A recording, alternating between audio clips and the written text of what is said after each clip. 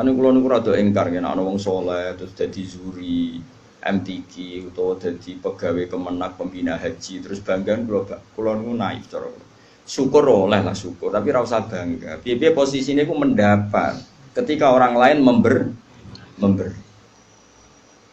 Lho akeh Kang, santri pedotan urip ning desa sing abangan. Di tanah sithik diwakafno nggo madrasah. Di penghasilan sapine anak didol nggo gaji guru. Padahal mondoke ra khatam Qur'an. Tapi dia ngurip-ngurip agama. Tapi nek kowe khatam lanya juara dikai umroh, dikai duit.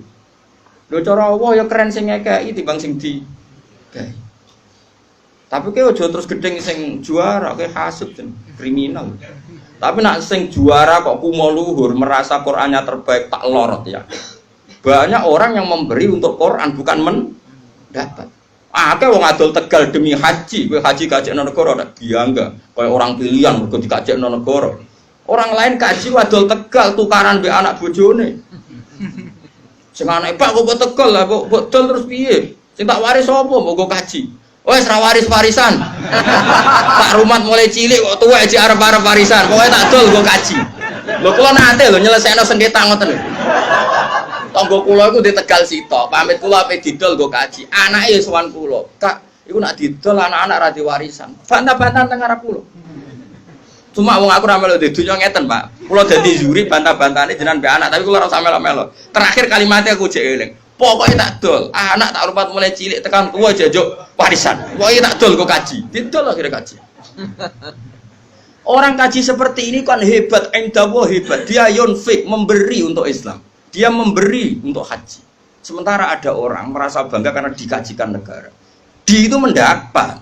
Di mana-mana al yadul ulya khairun minal yadis sufla. Di mana memberi itu jauh lebih baik ketimbang menerima. Tapi soal bangga ya bangga, boyo sing bangga syukur dewi aneh. Alhamdulillah untuk kaji gratis, terus profesional. Memang negara butuh. Saya pun pernah ditawarin kaji gratis oleh negara. Saya pun suatu saat ya mau. Tapi kalau saya mau, memang haji itu butuh mufti, butuh pemandu, butuh tahu sah tidak. Kalau berangkatnya karena itu kan dia tidak terlintas bangga dikajikan negara, bahkan dia membawa mas'uliyah, membawa tanggung jawab. Kalau itu fil jannah. Atau kamu jadi juri MTQ gak apa-apa, tapi niatnya menstandarkan makhraj, menstandarkan tahfidz, menstandarkan cara baca Quran, niatnya ngono. Nah sing niatnya ngono kan gak kober umuk mbek tanggane. Gak kober bangga, gak kober pokrol. Wong dekne merasa mas'uliyah banyak tanggung. Nah, tapi problemnya rata-rata kelakuannya ra ngono iku. Seakan-akan keren karena dipilih negara. Itu kita harus keras, nggak bisa. Mulane kalau setuju model Mbak Arwani ngaramno MTQ. Sebenarnya bukan karena haramnya MTQ itu enggak. Orang tahu semua lah di dunia khufat kalau Mbak Arwani mengharamkan santrinya musabakoh. Sebetulnya secara filosofi hukum itu bukan musabakohnya. Saya tahu betul tentang fikih. Saya yakin musabakoh itu halal. Saya tahu betul posisi fikihnya. Saya ulang lagi posisi fikihnya. Tapi mungkin Mbak Arwani yang diinginkan adalah wong hafid itu aja mental entuk, tapi mentalnya itu yang penting. Kalau sekedar musabakohnya sepele loh. Karena sepele biar negara sana anggarannya kadang ngekeno. Terus prosedur ini ya wes. Tapi tetap baik loh yang musabakoh soalnya yang jurinya tetap baik. Tapi Mbok Yao mentalnya seperti yang saya jelaskan ini. Saya ulangi mentalnya Mbok Yao yang seperti saya jelaskan. Jadi saya pikir wong kaji ditunjuk negara. Kalau nggih bolak-balik, kalau niku kiai Kang sering ketemu kiai. Gus alhamdulillah Gus tahun ini kalau ditunjuk pemerintahan Rembang, pemerintahan mana untuk haji, Gus gratis kalau ben. Ya, alhamdulillah wae ora usah cerita aku ini. Ya biasa wae. Saya takut, jenengan kowe tak ora seneng. Ya ora seneng ngono kiai, ngomong liya kaji wadul Tegal seru. Tukaran sih adol Tegal.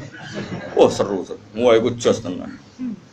Mau nak kaji so nangis itu sana nangis Tegale ya. Kaji ngono kan seru, kok ya nangis itu sana ya nangis Tegale. Ya kadang itu teman ya kan. Jadi kedonya hilang kan kadang ya. Jadi nangisnya loro kan nangisi Tegale, mbek nangisi donyane. Mulane terus ndonga ya Allah gantilah itu. Ternyata ada ikhlas-ikhlas banget. Kok nek multajam ya jaluk ganti. Tapi ini pelajaran bagi kita. Sementing nih, buat nanya kulo suatu saat dia mau, yakin suatu saat mau, tidak masalah. Hingga detik ini saya berkali-kali ditawani jadi pemandu haji, tapi hingga detik ini saya tidak mau. Tapi kapan-kapan ya mau, karena saya ada anti negara. Kan yura saya juga tidak ekstremis. Tapi kita harus didik umat, mbok yo dilatih. Napa? Misalnya kita di mubalek, mbok yo mikir. Disangoni 2 juta, mbok 1 juta. Padahal uang 2 juta ini panitia masjid door to door, ono rondo tuwek meh mati. Ono pengajian urun 10.000. Ono wong sing kepen blonjo sesuk 20.000 gara-gara ono panitia masjid disumbangno 20.000. Ini kan uang heroik semua. Uang dramatis.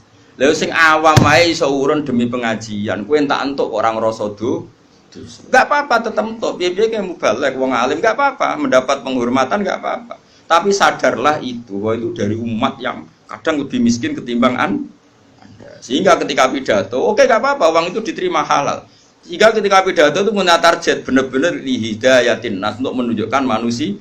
Umat sudah memberi saya, maka saya beri mereka surga dengan cara tak tunjukkan jalan yang benar. Orang kok pidatonya mau guyon tok, nggak ada target, sementing lucu menarik. Ini apa-apaan? Memangnya rano hisab, memangnya pangeran di mubalek. Sembrono. Ini penting, ini urusan ilmu, Kang, urusan etika di depan Allah Subhanahu.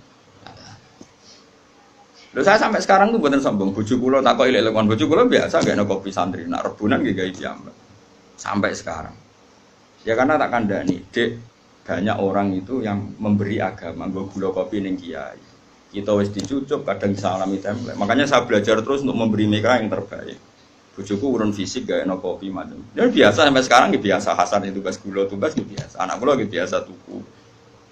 Karena tadi kita ini jangan biasa hanya mendapat sesuai opok kupengem, hatimu kacau. Nah biasa mendapat sesuai hati ini elek, terus kepinginnya menuntut malah panjang. Makanya masyhur Rasulullah sama delok teng adabul akhlaqun nubuwah wa adabul ma'isyah. Itu sering saya baca sama anak-anak santri yang ngaji sorokan sama saya. Akhlaqun nubuwah wa adabul ma'isyah. Itu di situ dijelaskan oleh Imam Ghazali dan disahkan, ya, artinya hadis riwayat itu disahkan oleh sarahnya Said Zabidi. Itu Nabi suatu saat masakan kambing. Ya orang Arab kalau mayoran kan kambing, orang pitik kan. Pitik orang warak kan, pitik sitok orang Arab papat ya. Terus ada sahabat 4 atau berapa gitu. Kata satu sahabat, Ali yadzabhuha wasalhuha. Saya yang menyembelih dan kemudian nanti sak bedet ini. Terus ada sahabat satu, ini cerita di padang pasir. Wa alayya tabkhuha, kata sahabat satu, saya yang tanggung jawab nanti proses masaknya.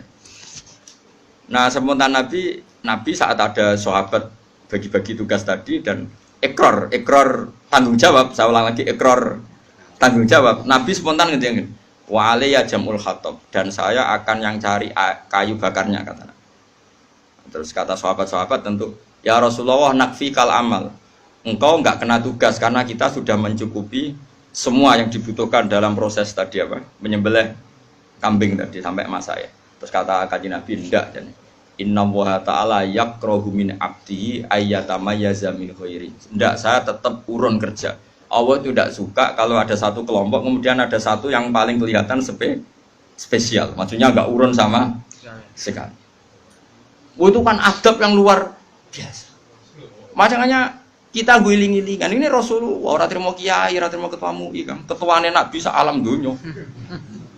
Makanya saya sering bilang, lho koyo kula mriki nggih ngebes tak niati ngitmai kowe. Mulane tak koyo pangeran, ha ambek rogen sing sopan. Nggih sopan kula to Gusti, kula sing sowan ning Yogya. Ya ambek tengok-tengok nampa mateng. Nggih sopan kula to Gusti. Lah terus, nah tapi ki sing ngomong kono sing meneng ae. Lah nak purun gentenan. Tadi misalnya kalau sana no pangeran, tapi kowe sing ngomong meneng ae. Lah nak purun gentenan.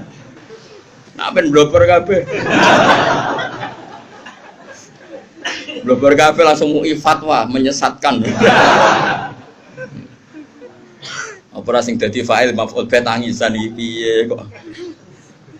Mestinya aku maf'ul dadi fa'il gitu piye. Tapi orang itu harus ada sisi sopannya. Makanya saya tuh sering sekali. Ini bukan urusan sombong, tahadus bin nikmah. Saya masih ingat betul. Ini cerita ya supaya sampean tawadhu. Ini mbah-mbahnya Mbah Lukman juga mbah-mbah saya. Itu dulu itu jeding itu kan ngerti tau kayak jeding dhisik kan nggak ada sanyo. Biasanya orang dulu sumur kan ning jaba, paham ya? Sumur ning jaba, jedinge ning jero tapi ana bolongan nggo ngisi napa? Banyu. Itu dulu Kiai Hajen namanya Kiai Nawawi. Itu tiap jam 2 malam. Itu ngisi jedinge santri sak kajen. Padahal pondok kajen itu ada 20.